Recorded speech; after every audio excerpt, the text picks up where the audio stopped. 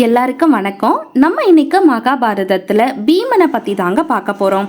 முக்கியமா இந்த கதையை கேட்டு முடிக்கும் பொழுது கடவுள்கிட்ட நம்ம எப்படி வேண்டணும், அவர்கிட்ட வேண்டி ஒரு விஷயத்த நடக்க வைக்கிறது எவ்வளோ எளிமையானதுங்கிறத நம்ம எல்லாருக்குமே புரியும்.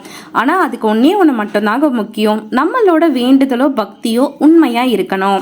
வாங்க கதைக்குள்ள போகலாம். மகாபாரதத்துல உடல்ல நல்ல பலமும் குழந்தை மனசும் உள்ள படைப்புன்னு சொன்னா நம்ம பீமனை தாங்க சொல்லணும். பாண்டவர்கள்ல பீமன் என்னதான் வனவாச வாழ்க்கை வாழ்ந்தாலும் தினம் சாமி கும்பிடுறத அவர் மறக்காம செஞ்சுட்டு வந்தாரு. நம்ம எல்லாருமே சிவலோகத்துக்கு போறோங்க. சிவலோகத்துல நடக்கிற காட்சியை தான் நம்ம பார்க்க போறோம். அங்க ஈசனை சுத்தி மலர்கள் மலை போல குவிஞ்ச வண்ணம் இருந்துகிட்டே இருக்கு. அவ்வளோ பூ இருந்தும் இன்னும் பூ கொட்டிக்கிட்டே இருக்கு. அதை பார்த்த நம்ம நாரத மகரிஷிக்கு ஆர்வம் தாங்கலைங்க.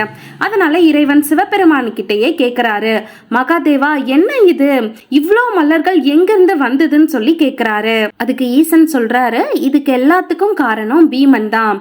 பூலோகத்துல இருக்கிற ஒவ்வொரு மலரா பறிச்சு நம்ம இறைவனுக்கு செலுத்தணும்னா அதுக்கு காலம் கடக்குமேன்னு சொல்லிட்டு அவர் முழு உள்ளன்போட என்ன சொல்றாருன்னா, இந்த பூலோகத்துல பூத்திருக்க பூக்கள் எல்லாமே இறைவன் ஈசனுக்கு சமர்ப்பணம் அப்படின்னு சொல்லிட்டு பீம மகாராஜா கீழே பூலோகத்துல ஈசன் இடத்துல வேண்டிட்டு இருக்காரு.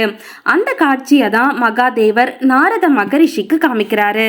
இவ்வளோ எளிமையானது தாங்க உண்மையான கடவுள் பக்தி. நம்ம அந்த பூக்களை சிரமப்பட்டு பறிச்சுதான் கடவுளுக்கு வைக்கணும் கிடையாது.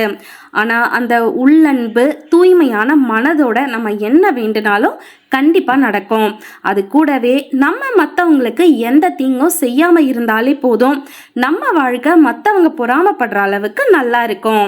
இந்த வீடியோ பிடிச்சிருந்தா சப்ஸ்கிரைப் பண்ணுங்க, ஷேர் பண்ணுங்க.